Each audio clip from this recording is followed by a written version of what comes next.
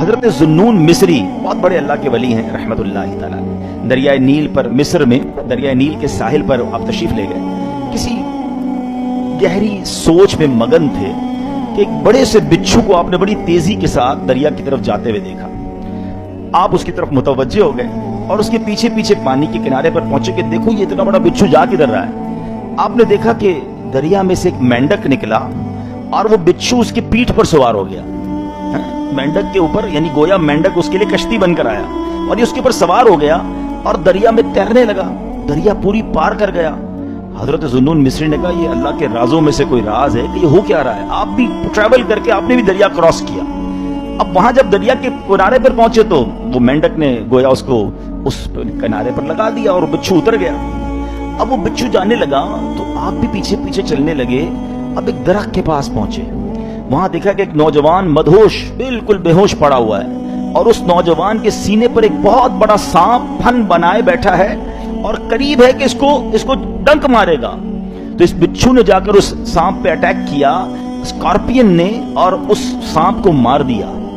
حضرت ذوالنون مصری کہنے لگے یہ اللہ کی شان، بندہ ادھر بے ہوش، اس کی جان لینے سانپ پہنچ گیا، اللہ نے یہ انتظام کیا کہ اس اسکارپین کو وہاں تک پہنچایا اور جا کے اس نے سانپ کو مارا۔ یہ ہو نہ ہو یہ اللہ کا کوئی بہت نیک بندہ آدمی ہے، یہ بہت بڑا اللہ کا ولی ہے۔ حضرت ذوالنون مصری کہتے ہیں میں اس کے قدم چومنے کے لیے آگے بڑھا، وہ بے ہوش پڑا ہے۔ اور اللہ کے ولی، یہ اللہ کے جو ولی ہوتے ہیں نا، یہ جب کوئی نشانی مل جائے نا تو وہ اور اٹیچ ہو جاتے ہیں، وہ کہتے ہیں یار یہ اتنا نیک آدمی ہے۔ اب آگے سنیں، جب آپ نے قریب گئے اس کا پیر چومنے کے لیے تو اس بندے سے بہت زیادہ شراب کی بدبو آئی۔ وہ شاکڈ کہ میں اس کو اللہ کا ولی سمجھ رہا ہوں، اس کے منہ سے تو شراب کی بو آ رہی ہے۔ اب اتنے میں غیب سے آواز آئی، اے ذوالنون حیران کیوں ہوتا ہے، یہ میرا ہی بندہ ہے۔ اگر اللہ صرف نیکوکاروں کی حفاظت فرمائے گا تو گناہ گاروں کی حفاظت کون کرے گا؟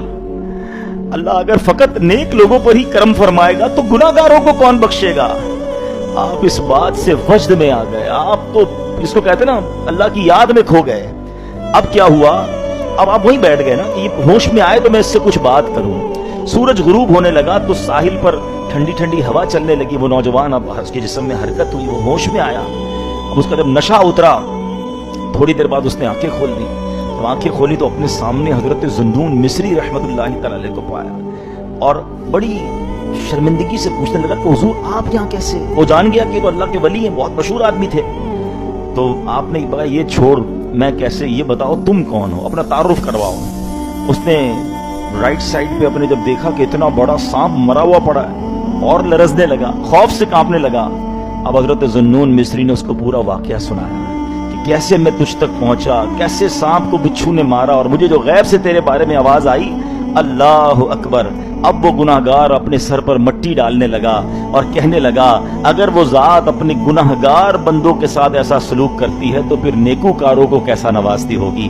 جب وہ کریم اپنے نافرمانوں پر اتنا مہربان ہے تو وہ اپنے نیک بندوں پر کیسا مہربان ہوگا۔ یہ کہہ کر اب وہ جنگل کی طرف چلا گیا، گناہوں سے توبہ کی، مجاہدے کرنے لگا، اور ایک وقت ایسا آیا کہ وہ شرابی جو تھا اس کا شمار بھی اللہ کے نیک بندوں میں ہونے لگا۔ اللہ اکبر۔ بلکہ